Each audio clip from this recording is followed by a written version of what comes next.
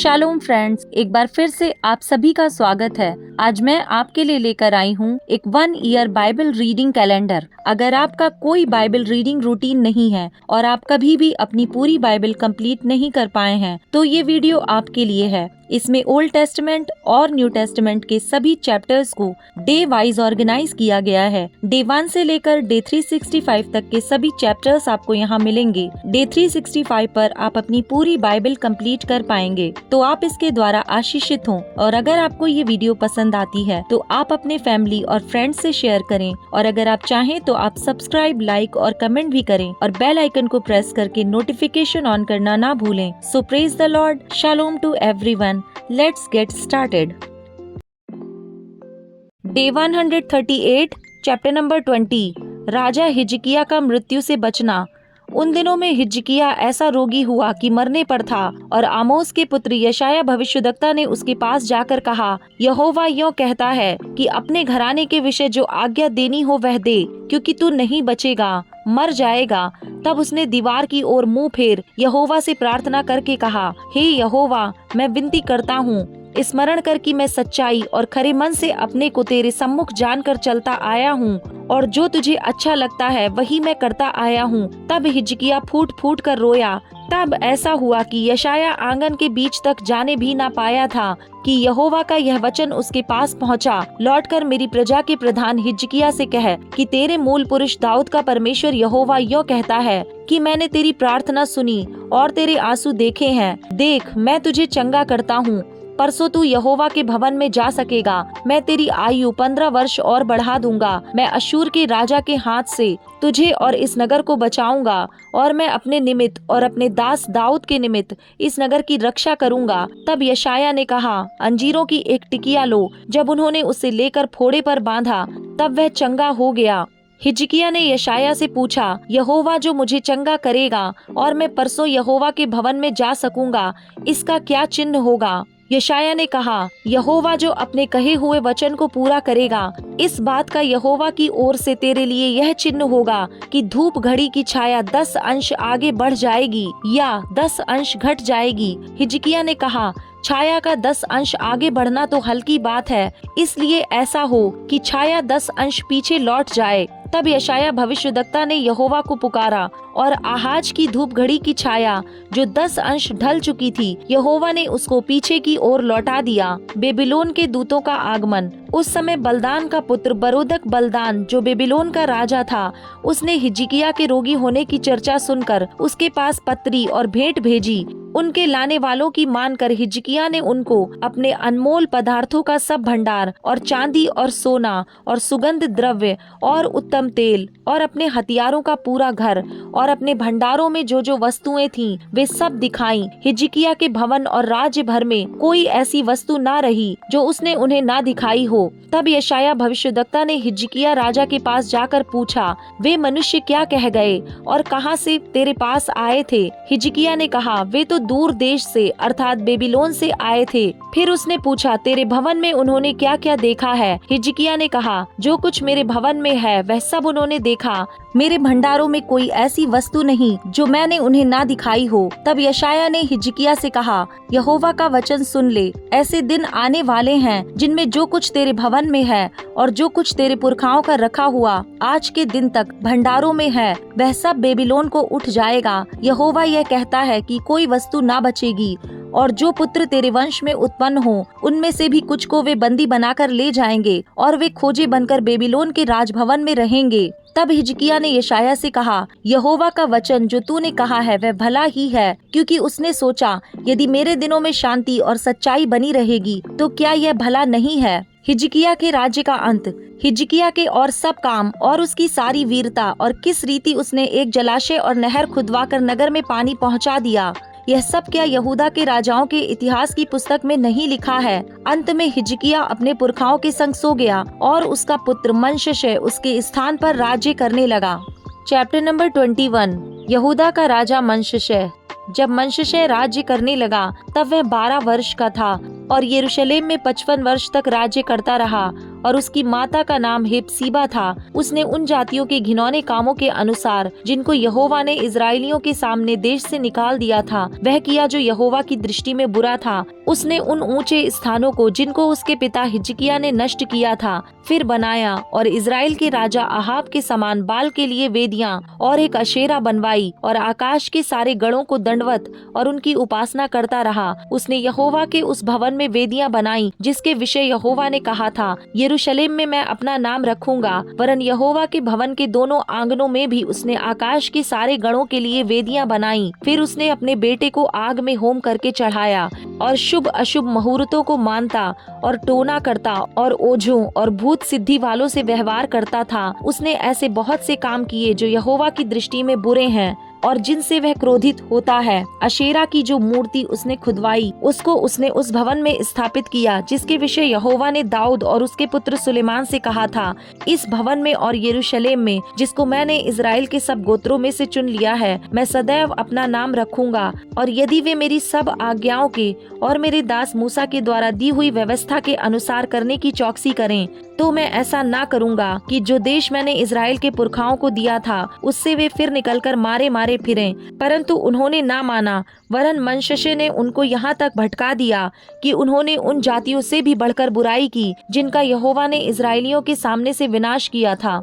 इसलिए यहोवा ने अपने दास भविष्यद्वक्ताओं के द्वारा कहा, यहूदा के राजा मनश्शे ने जो ये घृणित काम किए और जितनी बुराइयां एमोरियों ने जो उससे पहले थे की थीं, उनसे भी अधिक बुराइयां की और यहूदियों से अपनी बनाई हुई मूर्तों की पूजा करवा के उन्हें पाप में फंसाया है। इस कारण इजराइल का परमेश्वर यहोवा यूं कहता है कि सुनो, मैं यरूशलेम और यहूदा पर ऐसी विपत्ति डालना चाहता हूँ कि जो कोई उसका समाचार सुनेगा वह बड़े सन्नाटे में आ जाएगा। जो नापने की डोरी मैंने शोमरोन पर डाली है और जो साहुल मैंने अहाब के घराने पर लटकाया है वही यरूशलेम पर डालूंगा। और मैं यरूशलेम को ऐसा पोंछूंगा जैसे कोई थाली को पोंछता है और उसे पोंछ कर उलट देता है।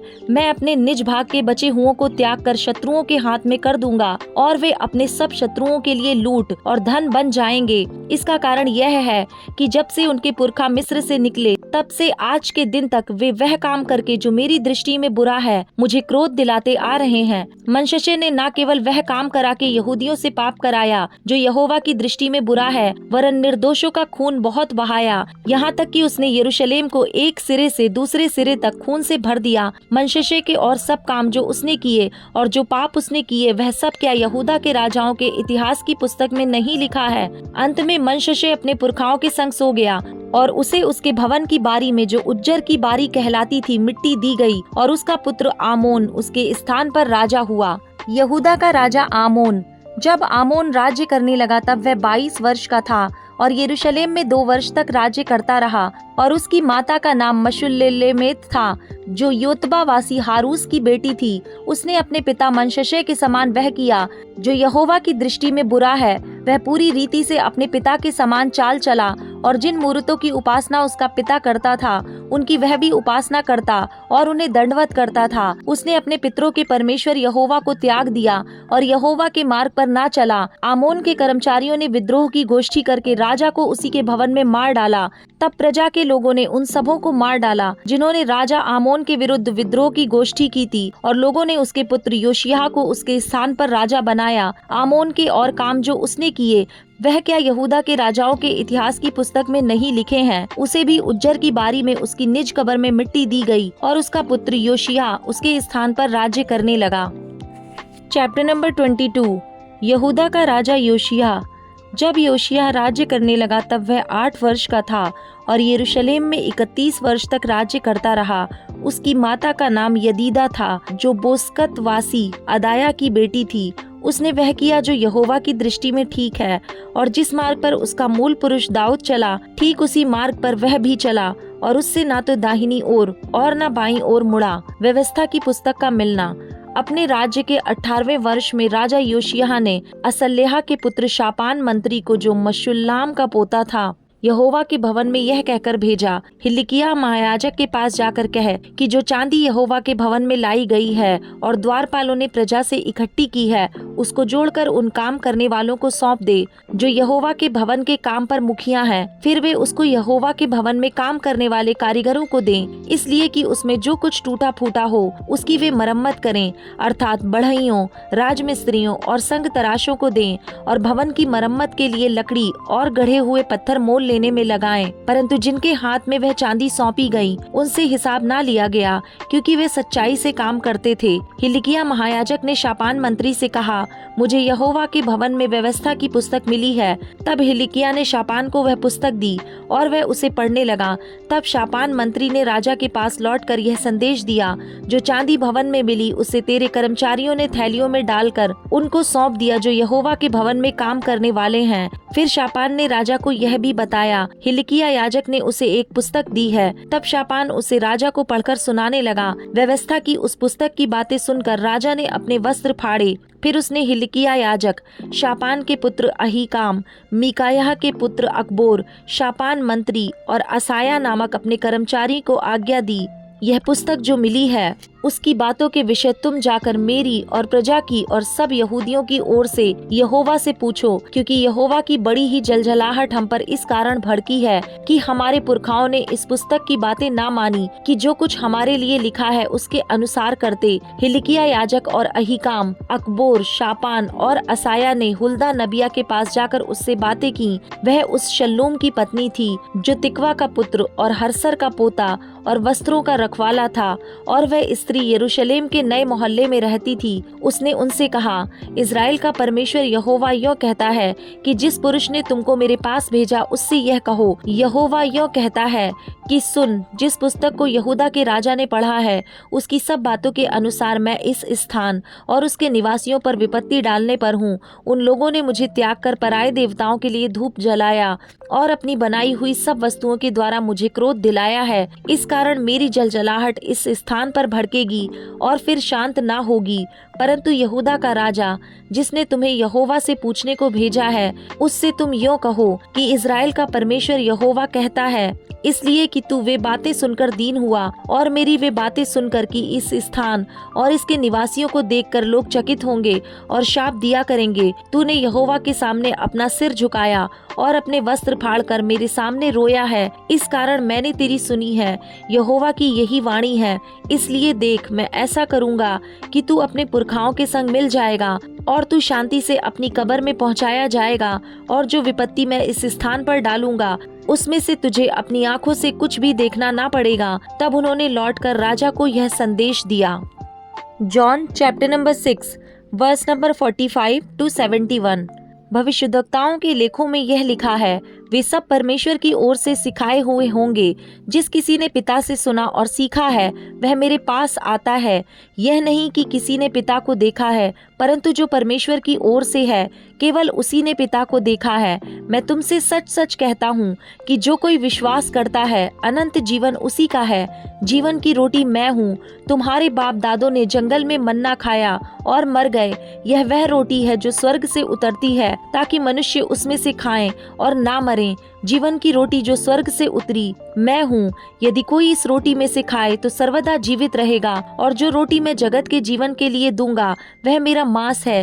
इस पर यहूदी यह कहकर आपस में झगड़ने लगे, यह मनुष्य कैसे हमें अपना मांस खाने को दे सकता है।